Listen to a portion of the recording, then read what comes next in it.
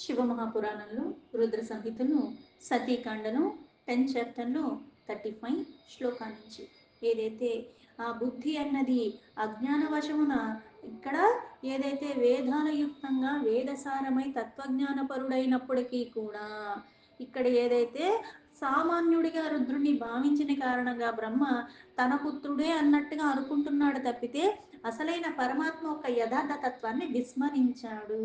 ఆ తత్వ సిద్ధాంతాలు గాని ఆ వేదాలు వర్ణించిన సకలానికి కళ్యాణకారకుడైన ఆ పరమాత్మ తత్వము నీకు మళ్ళీ చెప్తున్నాను, అందుకని సద్బుద్ధితో దాన్ని జాగ్రత్తగా గుర్తు పెట్టుకో అని మళ్ళీ విష్ణువు చెప్తున్నాడు బ్రహ్మకి ఆ పరమాత్మ యొక్క యథార్థ తత్వాన్ని. శివ సర్వస్వకర్తా హి భర్త హర్త పరాత్పర పరబ్రహ్మ పరేశశ్చ నిర్గుణో నిత్య ఏవ చ. అంటే ఆ శివుడు అంటే ఈ రుద్రుడే పరమేశ్వరుడు. నీ నుంచి ఉద్భవించాడు కాబట్టి ఏదో సాధారణంగా అనుకుంటున్నావు కానీ సమస్తానికి అంటే సృష్టికి కర్త భర్త హర్త. అంటే కర్త ఎవరు? సృష్టించేవాడు. అంటే సృష్టించేవాడు తానే. భర్త అంటే భరించేవాడు. పోషణకర్త తానే. హర్త అంటే మళ్ళీ లయం చేసేవాడు. ఈ మూడు చెయ్యటమే కాకుండా మళ్ళీ వాటికి పరంగా ఉన్నాడు. అందుకే పరాత్పర, పరబ్రహ్మ, పరేష, నిర్గుణ. అంటే సృష్టిలో అవ్యక్తం నుంచి వ్యక్తమైన ప్రతిదీ ఎలా అవుతున్నాయి? అవి మళ్ళీ గుణమయంగా అవుతున్నాయి. కానీ పరమాత్మ నిర్గుణుడు, గుణాతీత స్థితిలో ఉన్నవాడు. అందుకే పర అంటే అన్నిటికీ పరంగా ఉన్నవాడు, తనకన్నా పరంగా ఇంకా ఏదీ లేకుండా ఉన్నవాడు. పైగా ఎలా ఉన్నాడు? నిత్యుడు ఉన్నాడు, ఎప్పుడూ ఉంటూనే ఉన్నాడు, ఇలానే ఉంటూ ఉన్నాడు. అంటే ఇక్కడ నీ రూపంలో ఉన్నది తానే, నా రూపంలో ఉన్నది తానే, ఆ రూపంలో రుద్ర రూపంలో ఉన్నది తానే. ఈ మూడు చేస్తూ కూడా ఈ మూడిటికి మళ్ళీ పరంగా ఉన్నది కూడా తానే అని చెప్తున్నాడు. అనిర్దేశో నిర్వికార పరమాత్మా ద్వయో అచ్యుత అనంతో అంతకర స్వామి వ్యాపక పరమేశ్వర. అయితే ఎప్పుడు నిత్యుడై ఉన్న ఆ పరమాత్మ ఎలా ఉన్నాడంటే వర్ణనాతీతుడు, వర్ణించడానికి వీలు కానటువంటి వాడు, కొలమానం లేనివాడు ఆ పరమాత్మ. అందుకే అనిర్దేశ్యుడు. ఇంతే అని చెప్పడానికి కానీ ఇలానే ఉన్నాడని అంటానికి కానీ కుదరదు. అటువంటి వాడు ఆ పరమాత్మ. అలాగే ఈయన ఎలాంటి వాడు? వికార రహితంగా ఉన్నవాడు, అద్వితీయుడు, పైగా నాశనరహితుడు. ఇప్పుడు మార్పులు చేర్పులు సృష్టిలో ఉన్న ప్రతిదానికి జరుగుతూ ఉంటాయి కానీ ఆ పరమాత్మకేమీ జరగట్లేదు, ఎప్పుడూ అలానే ఉంటున్నాడు. కానీ ఆయన ఈ సృష్టిలో ఉన్న ప్రతిదానికి కూడా వ్యాపించి ఉన్నవాడు. అన్నిటికీ అనంతంగా ఉన్న పరమాత్మ అంతం అవ్వటానికి కారణం తనే. అద్వితీయంగా ఉన్న ఆ పరమాత్మ అన్నిటికీ స్వామిగా అంటే ఈశ్వరుడు. అంటే వాటిని ఆయన వశంలో ఉంచుకున్నవాడు, ఆయన ఆధీనంలో ఉన్నాం మనమంతా కూడా. వ్యాపించి ఉన్నాడు పరమాత్మ. అందుకే అన్నిటికీ పరంగా ఉన్నవాడు, అన్నిటి మీద ఈశ్వరత్వం కలిగి ఉన్నవాడు ఆ పరమాత్మ. అంటే అన్నీ ఉన్నవి ఆయన ఆధీనంలోని. సృష్టి స్థితి వినాశానాం కర్త త్రిగుణ భాగ్విభు బ్రహ్మ విష్ణు మహేశాఖ్యో రజః సత్వ తమః పరః. అయితే ఇంతకు ముందు కర్త భర్త హర్త అన్నాడు, ఇప్పుడు మళ్ళీ ఏం చెప్తున్నాడు? సృష్టి పాలన సంహరణ ఈ మూడు చేస్తున్నవాడు. అయితే సృష్టి జరిగేటప్పుడు ఒక గుణమయంగా అయితే ఇక్కడ అన్నీ జరగటానికి ప్రతిదీ కూడా మళ్ళీ గుణమయంగానే ఉన్నది. అయితే ఇక్కడ మళ్ళీ రజోగుణము, తమో గుణము, సాత్విక గుణము, ఈ మూడు గుణాల యుక్తంగా ఎలా అయితే సంహారం జరిగేటప్పుడు తమో గుణము అని, సృష్టి జరిగేటప్పుడు రజో గుణమని, పోషణ జరిగేటప్పుడు సాత్విక గుణము అని, ఈ మూడు గుణాల యుక్తంగా ఉండి చేసేదే తానే కానీ గుణాతీత స్థితిలో ఉన్నాడు ఆ పరమాత్మ.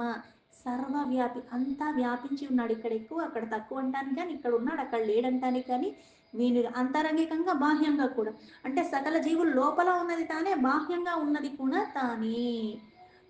ఇలా మూడు గుణాల యుక్తంగా సర్వవ్యాపి అయిన ఆ పరమాత్మే రజ సత్వ తమో రూపాయి బ్రహ్మ విష్ణు మహేశ్వరులు కూడా ధరించి ఉన్నవాడు ఆ పరమాత్మే. అంటే సాత్విక గుణ రూపంలో పోషణకర్తగా విష్ణు రూపంలో ఉన్నది తానే.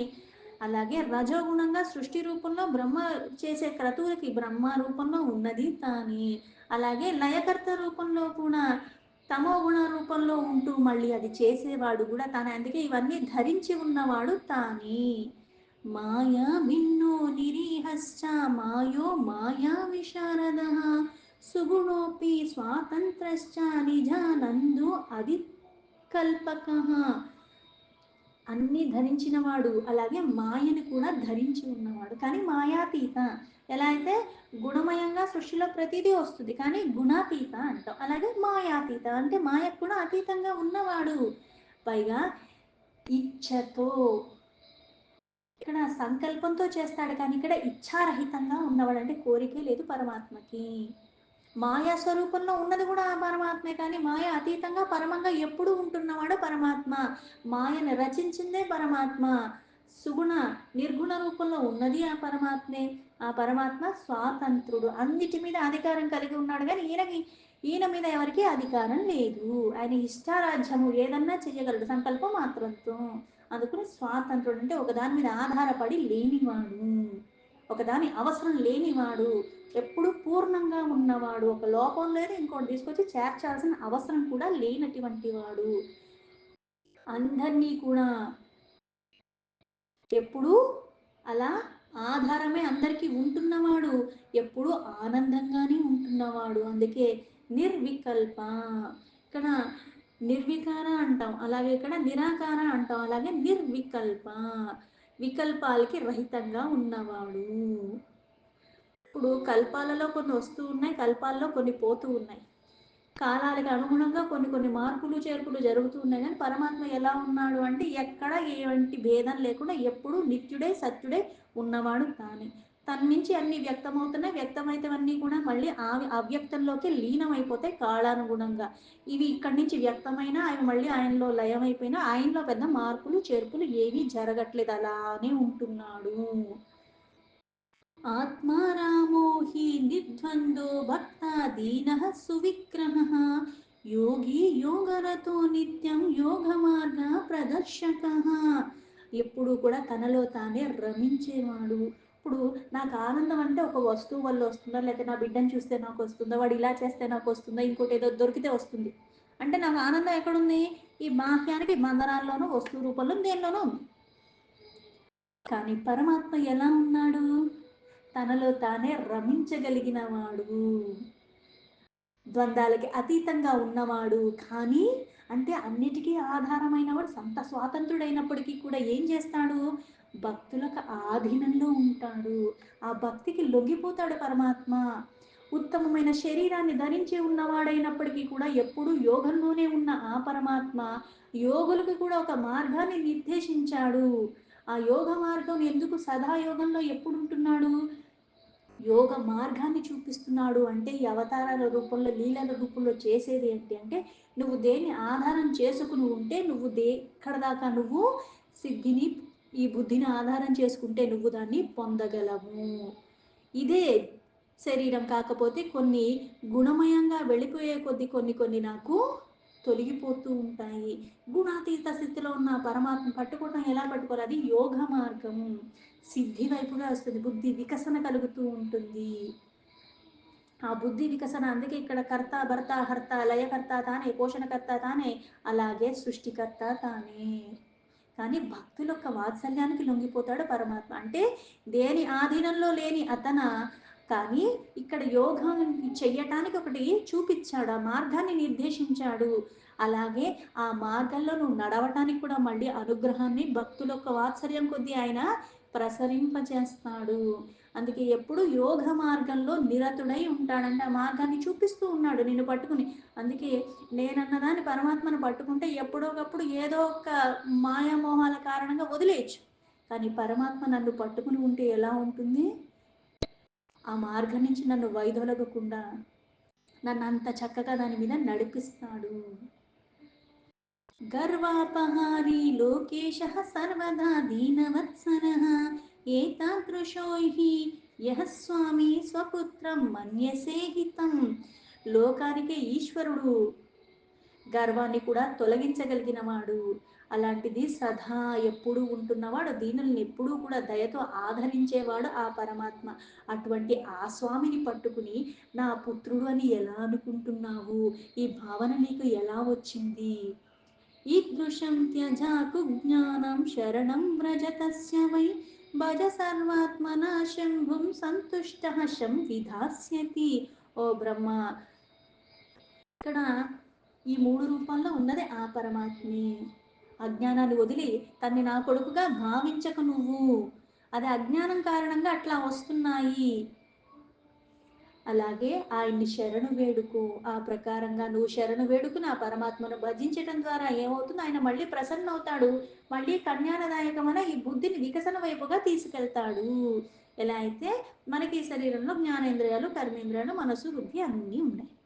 ఆ మనస్సే నాకు శత్రువు అవుతాడు, ఆ మనస్సే నాకు మిత్రుడు అవుతాడు. ఎప్పుడు ఇవి నా ఆధీనంలో ఉండి నేను ధర్మం పట్ల చక్కగా అవగాహనతో దాని మీద నేను మళ్ళీ ఏకాగ్రతతో ఆ క్రతువులు చేసుకుంటూ వెళ్ళిపోయినప్పుడు ప్రక్షాళన జరిగిపోయి శుద్ధత్వం కొద్దీ జ్ఞానం అన్నది వృద్ధిలోకి వస్తుంది, అజ్ఞానం అన్నది మూలాల నుంచి తొలగిపోతుంది. ఇలా కాకుండా దీనికి వ్యతిరేకంగా ఉన్నప్పుడు ఇంకా ఇంకా మాలిన్యాన్ని పెంచుకుంటూ వికారాలు పెంచుకుంటూ ఉన్నప్పుడు బుద్ధి భ్రష్టు పట్టిన కారణంగా చెయ్యకూడనివి చేస్తూ ఉంటాను, వాటి మీద మక్కువ ఉంటుంది. అంటే నా మనస్సు నాకు శత్రువు అయిపోయినట్టు. అందుకే ఇక్కడ ఆయన్ని శరణు వేడుకో. ఆయన కళ్యాణదాయకుడు. అంటే ఎన్ని తప్పులు చేసినా తల్లి ఎలా అయితే క్షమించేస్తూ ఉంటుందో, అంతేగాని నువ్వు అప్పుడు ఇలా చేసా అన్ని మాట్లాడదమ్మా. వాత్సల్యం ఎలా అయితే పూర్ణంగా చూపిస్తూ ఉంటుందో, అంతేగాని నువ్వు ఇంత సంపాదిస్తున్నావు కాబట్టి నీ మీద ఇంతే చూపిస్తాను, నువ్వు అసలు సంపాదించావు కాబట్టి నీకు అసలే చూపించను, నువ్వు బాగా సంపాదిస్తున్నావు కాబట్టి నీ మీద ఎక్కువ చూపిస్తానని అంటుందా తల్లి? సంపాదించినా సంపాదించకపోయినా వాడు వికారాలతో ఉన్న అజ్ఞానంతో ఉన్న ఎట్లా ఉన్నా సరే తల్లికి ఎప్పుడూ ఒక్కటే, సమానమే బిడ్డలందరూ కూడా. వాడు బాగుపడాలని తపన పడుతుంది, బాగుపడటానికి కొన్ని కొన్ని చేస్తుంది, కొట్టినట్టో తిట్టినట్టో చేస్తుంది, కానీ నువ్వు ఉద్ధరింపబడతాను, అంతేగాని నీ మీద అంత కక్ష కట్టుకుని ఏమి ఉండదు తల్లి. పరమాత్మ కూడా అంతే. అందుకుని ఆయన్ని శరణు వేడుకో, అజ్ఞానాన్ని విడిచిపెట్టు అన్నాడు. గృహీయాత్ శంకరః పత్నిం విచారో హృది చేత్తమా శివాముద్దిశ్య సూతపః కురు బ్రహ్మన్ శివం స్మరన్. ఈ విచారాలన్నవి ఇక్కడ ఆయనే తొలగించేస్తాడు. ఆయన్ని స్మరించు భక్తిపూర్వకంగా, శక్తియుక్తంగా. ఎప్పుడైతే అలాగ నువ్వు ఆయన్నే స్మరిస్తూ ఉంటావో, ఆయన ఉద్దేశం అన్నది ఆ కఠోరమైన తపస్సు చేయి. అంటే నీ కోరిక ఇదే అయితే ఇలాగా మన్మధుడిని పంపించి ఇంకొకరిని పంపించి మోహానికి గురి చేసేలాగా కాకుండా కోరిక ఇదే అయినప్పుడు ఆయన్ని ఎలా పట్టుకోవాలి నువ్వు? తపస్సు ద్వారా. అందుకని ఇదే ఉద్దేశంతో ఇదే భావనతో ఆయన్నే స్మరిస్తూ ఆయన మీద మనస్సు పెట్టి ధ్యానం చేసి కఠోరమైన తపస్సు చెయ్యి అని చెప్పాడు. తప్పించిపోవాలి. కురు ధ్యానం శివాయాస్త్వం కామముద్దిశ్య హృది సా చేత్ ప్రసన్న దేవేశి సర్వకార్య విధాస్యతి. ఈ మనస్సులో ఏదైతే కోరిక ఉందో ఆ హృదయంలో ఇప్పుడు మళ్ళీ ఏం చేయాలి? ఆ పరమేశ్వరుడి గురించి తపస్సు చెయ్యి. అయితే ఆ పరమేశ్వరుడు ఇలా మళ్ళీ ఒకళ్ళు గ్రహించాలన్న కోరిక కదా, అందుకని ఇప్పుడు ఈ హృదయంలో నీ కోరిక ఎక్కువ ఉన్న కారణంగా భగవతిని, అంటే ఆ పరమేశ్వరిని ధ్యానించు. ఎందుకంటే ఆ పరమేశ్వరుని కదా పట్టుకోవాలనుకుంటున్నావు. అందుకని ఆ పరమ ఈశ్వరుని నువ్వు ఎప్పుడైతే ధ్యానం చేస్తున్నావో ఆ దేవేశ్వరి కూడా నీ పట్ల ప్రసన్నురాలవుతుంది. అప్పుడు ఆవిడే, అందుకంటే ఆయన మోహానికి గురి చేయాలంటే ఆవిడే ఉండాలి. ఆవిడ ప్రసన్నరాల్ని నువ్వు చేసుకుంటే ఈ కార్యాన్ని ఆవిడే చేసేస్తుంది పూర్ణంగా. అందుకని ఆవిడ్ని ఆశ్రయించు అన్నాడు. కృత్వా తారాం సగుణాయది స్యాయాం మానుషీ శివ కస్య చిత్తనయా లోకే సా తత్పత్ని భవిద్రువం. ఆ శివ సగుణ రూపంలో అవతారం తీసుకుంటే ఇంకా ఏ మనుష్య కన్య కూడా జరగదండి, ఆవిడే ఆ రూపాన్ని తీసుకోవాలి. ఆయన స్వీకరించాలి అంటే ఈ పరమేశ్వరుడు ఈ రూపంలో ఉన్నప్పుడు మళ్ళీ ఈయన స్వీకరించాలంటే ఆ పరమేశ్వరి ఆ రూపాన్ని ధరించాలి, లేకపోతే ఇంకా ఎవరూ కూడా ఆయన్ని స్వీకరించలేరు. అందుకే నిశ్చయంగా ఆ పరమేశ్వరి ఆయనకి భర్త కాగలదు. అందుకుని ఆ పరమేశ్వరిని ఆశ్రయించు. ఆవిడే ఒక రూపాన్ని తీసుకుని ఆవిడే ఉద్భవిస్తుంది, ఆవిడే ఆయన్ని మళ్ళీ భర్తగా స్వీకరిస్తుంది, ఆవిడే ఆయనకి భర్త కాగలదు. దక్షమాజ్ఞాపయా బ్రహ్మం తపః కుర్యాత్ ప్రయత్నతః తాముత్పాదయంతు పత్నీం శివార్త భక్తితః స్వతః. ఓ బ్రహ్మ, ఈ కార్యం కోసము దక్షుడి ఆజ్ఞ కూడా తీసుకోండి. ఎందుకంటే స్వయంగా భక్తి తత్పరులు అయిన వాళ్ళు ఆ శివపత్ని ఉత్పత్తి జరగటానికి ప్రయత్నపూర్వకంగా తపస్సు చెయ్యాలి. అంటే ఇక్కడ దక్షుడు ఇంకా ఆవిడ పుట్టాలందుకుని దక్షుడికి కూడా ఆజ్ఞ ఇచ్చి ఆయన్ని కూడా తప చెయ్యమని అంటే ఆవిడ ఆవిర్భవించాలి. ఎలా పడితే అలా నువ్వు కోరగానే వచ్చేస్తుంది ఆ పరమాత్మ. అంటే మళ్ళీ ఇక్కడ పరమాత్మ యొక్క అవతార రహస్యం అన్నది ఏంటి అంటే ఆవిడ అవతరించాలంటే మళ్ళీ ఆవిడ ఆ సంకల్పం కొద్దీ ఆ పరమాత్మ పరమేశ్వరుడు ఇద్దరి యొక్క సంకల్పము ఏకీభావ స్థితిలోనే ఉంటుంది. ఒక్కటే మాట. అందుకుని ఆ సంకల్పం కొద్దీ ఇప్పుడు వీళ్ళు ఆ తపస్సు చెయ్యటానికి వీళ్ళకి మళ్ళీ వాళ్ళే పుత్రులుగా పుత్రికగా కావాలన్న కోరిక వీళ్ళలో కలగటానికి కారణం మళ్ళీ పరమాత్మే. అందుకే ఆ దక్షుణ్ణి యజ్ఞం చెయ్యమనండి, ఆయనకి ఆజ్ఞ ఇవ్వండి. పైగా ఇది ఎలా చేయాలి? భక్తిపూర్వకంగా చెయ్యాలి. అప్పుడు ఆ శివపత్నియే ఉత్పత్తిగా ఆయన ఇంట పుడుతుంది. ప్రయత్నపూర్వకంగా తపస్సు అంటే కోరిక ప్రధానము. దానికి తగ్గట్టుగా నువ్వు అంత భక్తితో అనన్యంగా ఉండి అంత కఠోరమైన దీక్ష పూని నువ్వు చేస్తే కానీ అది సఫలము కాదు. భక్తాధీనో చతో తాత సువిజ్ఞేయో శివా శివో స్వేచ్ఛయా సగుణో జాతో పరబ్రహ్మ స్వరూపిణో. అందుకే ఓ బ్రహ్మ, ఇక్కడ ఇది నేను చెప్పింది సరిగ్గా అర్థం చేసుకుని ఆ శివుడు ఎప్పుడు భక్తుల యొక్క ఆధీనంలోనే ఉంటాడు. అంటే ఆయన్ని నువ్వు పొందాలన్నా నీకు ఒక కోరిక వచ్చింది, ఆ కోరిక తగ్గట్టుగా ఆయన చెయ్యాలన్నా నువ్వు ఏం చేయాలి? భక్తితోనే పట్టుకోవాలి. భక్తితో కోరిక అడిగితే ఏదన్నా ఇచ్చేస్తాడు. ఆ భక్తిలో లోపం లేకుండా ఉండాలి. ఎందుకంటే భక్తికే లొంగుతాడు కాబట్టి ఆ పరబ్రహ్మ స్వరూపము స్వచ్ఛంగా తానే మళ్ళీ ఆ రూపంలో తానే ధరించి మళ్ళీ ఆ కోరికను కూడా తనే నెరవేరుస్తాడు. స్వేచ్ఛాపరుడు, స్వాతంత్రుడు, పరబ్రహ్మ పరమేశ్వరి ఇద్దరు కూడా. అందుకే వాళ్ళిద్దరు కూడా వాళ్ళకి వాళ్ళగా ధరించవలసినవి. అందుకుని భక్తితో ఎప్పుడైతే నువ్వు కోరుకుంటావో ఆ తపస్సుకి ప్రసన్నయి వాళ్ళు మళ్ళీ ఆ కోరికను కూడా నెరవేరుస్తాడు అని చెప్పాడు. దీంతో శివ మహాపురాణంలో రుద్ర సంహితలో సతీకాండలో 10th చాప్టర్లో 46 శ్లోక సంపూర్ణం.